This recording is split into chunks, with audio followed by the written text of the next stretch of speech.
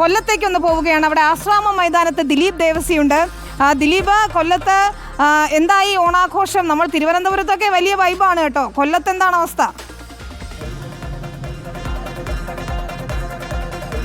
വിനീത, കൊല്ലത്ത് ആഘോഷങ്ങളെല്ലാം കെട്ടടങ്ങി. കാരണം എൻ്റെ പിന്നിൽ കാണുമ്പോൾ എല്ലാ ആശ്രമ മൈതാനത്തുള്ള എല്ലാ സ്റ്റോളുകളുടെയും ലൈറ്റുകളെല്ലാം അണഞ്ഞു കഴിഞ്ഞു. ആളുകളെല്ലാം തന്നെ പോയി കഴിഞ്ഞ് ഇനി 1 മണിക്കൂർ പിന്നിട്ടാൽ തിരുവോണമാണ്. അതുകൊണ്ട് അതിൻ്റെ ഒരുക്കത്തിലേക്ക് വേണ്ടിയിട്ട് തന്നെയാണ് ആളുകൾ കുറച്ച് നേരം ഒന്ന് ഉറങ്ങട്ടെ എന്ന് കരുതിയാണ് പലരും ഇപ്പോൾ വീടുകളിലേക്ക് പോയത്. ഇനി മണിക്കൂറുകൾ കഴിഞ്ഞാൽ തിരുവോണമായി. ഇനി തിരുവോണത്തിൻ്റെ വൈബിലേക്ക് ആണ് നമ്മൾ കിടക്കുന്നത്. ഇനിയിപ്പോൾ ഉള്ളത് ഇവിടെ കുറച്ച് യങ്സ്റ്റേഴ്സ് ആളുകളുണ്ട്.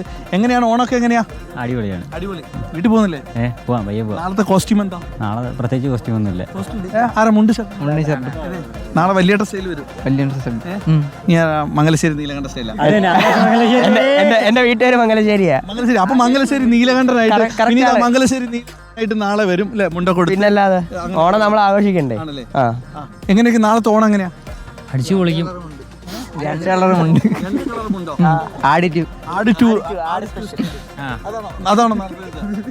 സ്റ്റൈല്. ഇനി എപ്പോഴാ വീട്ടിൽ പോകുന്ന? കുറെ കഴിയും. ഓണം എങ്ങനെ? ഇവിടെ തന്നെ, ആശ്രമം തന്നെ. ഇനി ഓണത്തിന്റെ ഒരു ഇത് പറ. നാളെ എങ്ങനെയായിരിക്കും? പരിപാടി കാര്യങ്ങളുണ്ട്, ഓട്ടം ചാട്ടം. നാളെ അതല്ലേ പരിപാടിയല്ലേ നമുക്ക് വേണ്ടേ? വൈബായിരിക്കണം. നമ്മളിങ്ങനെ വൈബാക്കും. പൊളിക്കും. നാളെ ഓണം പൊളിക്കും. സദ്യയും പൊളിക്കും. വീട്ടിലോട്ട് സാധനങ്ങൾ മേടിച്ചോ? പിന്നല്ലാതെ. എല്ലാം. പായസം ഉണ്ടോ? പായസം ഉണ്ട്. എത്ര കൂട്ടം പായസം ഉണ്ട്? ഒരു 3 കൂട്ടം. 3 കൂട്ടം. വീട് എവിടെയാ? ആശ്രമം, കൊല്ലം. അപ്പൊ 3 കൂട്ടം പായസം. കേട്ടേക്കണേ, 3 കൂട്ടം പായസം. എല്ലാരും വീട്ടിൽ വന്നിട്ട് 3 കൂട്ടം പായസം. എങ്ങനെ? 3 ഏതൊക്കെയാന്ന് ചോദിച്ചേ? അതൊരു സത്യം. വെർമസലി, അട, കടല. ഇത് 3 നാളെ ഇദ്ദേഹത്തിന് വീട്ടിൽ പോയാൽ കഴിക്കാം കേട്ടോ. അതൊക്കെ ഇവിടെ 3 കൂട്ടം പായസമുള്ള യുവാക്കളൊക്കെ ഉണ്ട് വീട്ടിലേക്ക് നാളെ ഉണ്ടാക്കുന്നത്. ഇനിയുള്ള ആളുകളൊക്കെ തന്നെ ഇതാ ഈ നോക്കൂ, ഇപ്പോൾ അവസാനഘട്ട പർച്ചേസിങ് കഴിഞ്ഞിട്ട് ഇറങ്ങുന്ന ആളുകൾ. ചേട്ടൻ്റെ എങ്ങനെ ഓണം ബമ്പറൊക്കെ? ഇവിടെ ആശ്രമ മൈതാനത്ത് ലോട്ടറി വിൽക്കുന്ന ആളാണ്. വർഷങ്ങൾ എത്ര വർഷമായി ലോട്ടറി വിൽക്കുന്നു? 24 വർഷമായിട്ട് ലോട്ടറി വിൽക്കുന്ന ആളാണ്. എങ്ങനെയുണ്ട് ലോട്ടറി കച്ചവടമൊക്കെ? ഓണം ബമ്പർ എന്ന് പറഞ്ഞു കഴിഞ്ഞാൽ ഒരു ഭയങ്കര വികാരമുള്ള സാധനമാണ്. 25 കോടിയാണ്, 500 രൂപ വിലയാണ്. എനിക്കൊരു ഡെയിലി ഒരു 10 വീതം അത് പോവും. പിന്നെ അല്ലാതെ 40-ന്റെ ഒരു 120 ടിക്കറ്റിനകത്ത് ഡെയിലി പോകുന്നുണ്ട്. ചേട്ടൻ്റെ ഓണം എങ്ങനെയാണ് നാളെ?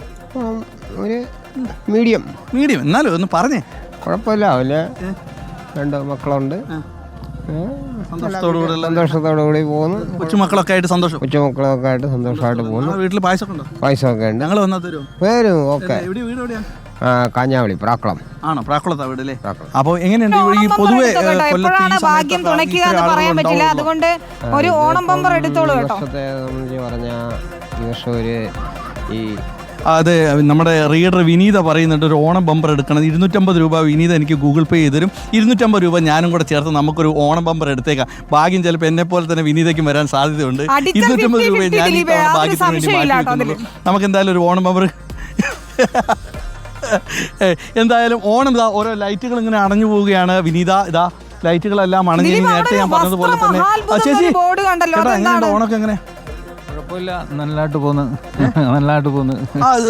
വിനീത, ഞാൻ അത് ആദ്യം സൂചിപ്പിക്കും. ഇവിടെ സാധാരണക്കാർക്ക് വേണ്ടിയുള്ള ഒരു വസ്ത്ര വിപണന കേന്ദ്രമാണ്. നോക്കി 79 രൂപയ്ക്ക് ചുരിദാറുണ്ട്, 99 രൂപയ്ക്ക് സ്കേർട്ടുണ്ട്, അങ്ങനെ പല 99 രൂപ. അങ്ങനെ സാധാരണക്കാരന് ഇവിടെ വന്ന് വാങ്ങാൻ പറ്റിയ ഇതാണ്. നമുക്ക് ഇവിടുത്തെ ആളുകളോട് തന്നെ ചോദിക്കാം.